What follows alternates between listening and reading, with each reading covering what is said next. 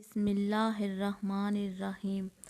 السلام علیکم گائز، اگر آپ لوگ ہمارے چینل پر نئے ہیں تو پلیز ہمارے چینل کو سبسکرائب کر لیجئے اور ساتھ ہی بیل آئیکن کے بٹن کو پریس کر لیجئے تاکہ مزید آنے والی ویڈیو آپ لوگوں تک پہنچتی رہے۔ آج کا بیان حضرت مطلب کا 100 اونٹوں کی قربانی کا ہے۔ عبد المطلب کو یہ حکم اس وقت دیا گیا جب وہ اپنی منت بھول چکے تھے۔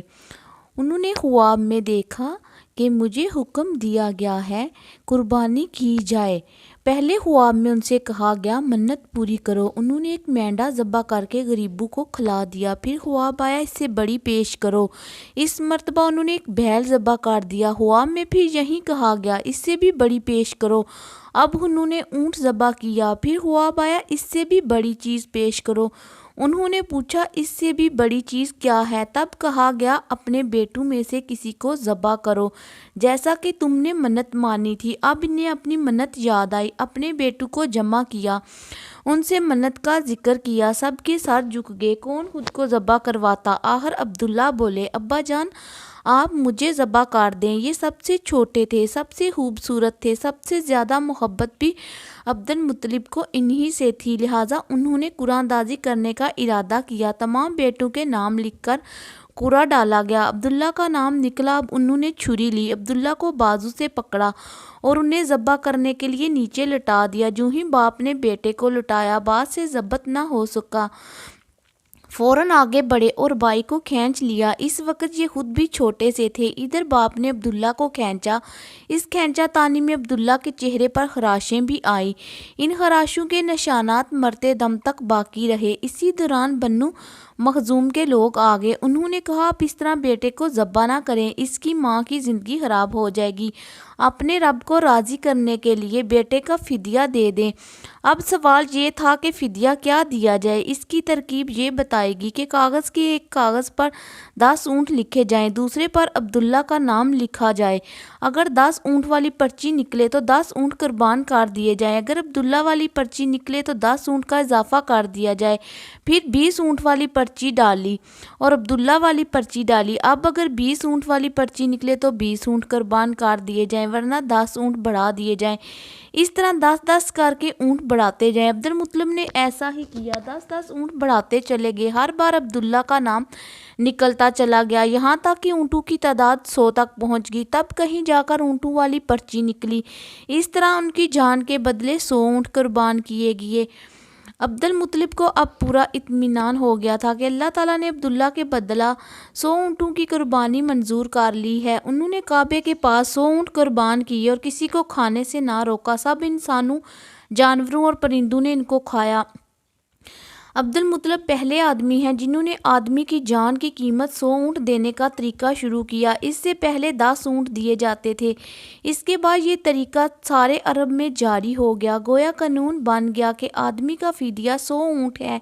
نبی کریم صلی اللہ علیہ وآلہ وسلم کے سامنے جب یہ ذکر آیا تو آپ نے اس فدیہ کی تصدیق فرمائی، یعنی فرمایا کہ یہ درست ہے، اور اسی بنیاد پر نبی کریم صلی اللہ علیہ وآلہ وسلم فرماتے ہیں میں 2 ذبیحوں یعنی حضرت اسماعیل اور حضرت عبداللہ کی اولاد ہوں۔ حضرت عبداللہ قریش میں سب سے زیادہ خوبصورت حسین تھے، ان کا چہرہ روشن ستارہ کی مان تھا۔ قریش کی بہت سی لڑکیاں ان سے شادی کرنا چاہتی تھیں، مگر حضرت عبداللہ کی حضرت آمنہ سے شادی ہوئی۔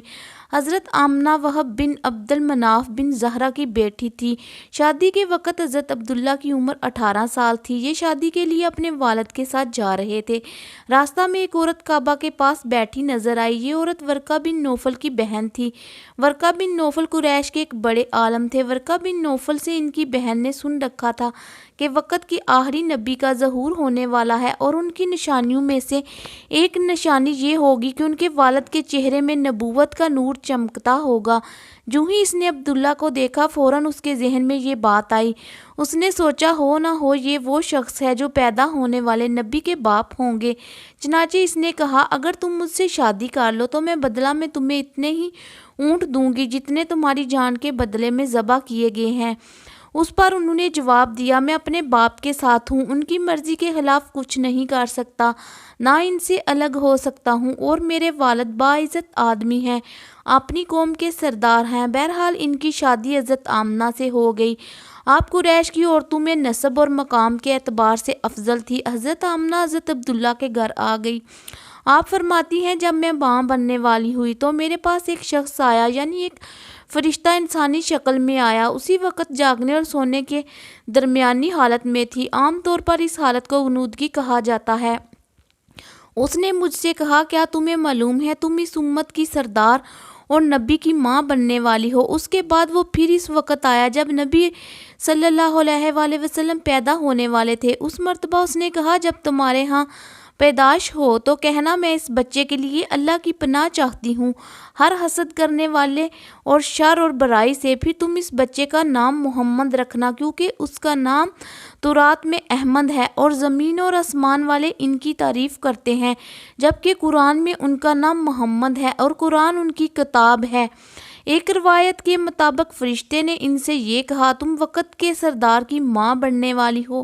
اس بچے کی نشانی یہ ہوگی کہ اس کے ساتھ ایک نور ظاہر ہوگا جس سے ملک شام اور بصرہ کے محلات بھر جائیں گے۔ جب وہ بچہ پیدا ہو جائے گا تو اس کا نام محمد رکھنا، کیونکہ تورات میں ان کا نام احمد ہے کہ آسمان اور زمین والے ان کی تعریف کرتے ہیں، اور انجیل میں ان کا نام احمد ہے کیونکہ آسمان اور زمین والے ان کی تعریف کرتے ہیں، اور قرآن میں ان کا نام محمد ہے۔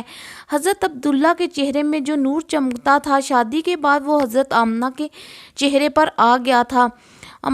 حاکم نے یہ روایت بیان کی ہے اور اس کو صحیح قرار دیا ہے کہ صحابہ رضی اللہ عنہ نے حضور نبی کریم صلی اللہ علیہ وآلہ وسلم سے عرض کیا، اے اللہ کے رسول، ہمیں اپنے بارے میں کچھ بتائیے۔ آپ صلی اللہ علیہ وآلہ وسلم نے ارشاد فرمایا، میں اپنے باپ ابراہیم کی دعا ہوں، اپنے بھائی عیسیٰ کی بشارت ہوں اور خوشخبری ہوں۔ جب میں اپنی والدہ کے شکم میں آیا تو انہوں نے دیکھا گویا ان سے ایک نور ظاہر ہوا ہے جس سے ملک شام میں بصرہ کے محلات روشن ہوں گے۔ حضرت آمنہ نے حضرت حلیمہ سعدیہ سے فرمایا تھا، میرے اس بچے کی شان نرالی ہے، یہ میرے پیٹ میں تھے تو مجھے کوئی بوجھ اور تھکن محسوس نہیں ہوئی۔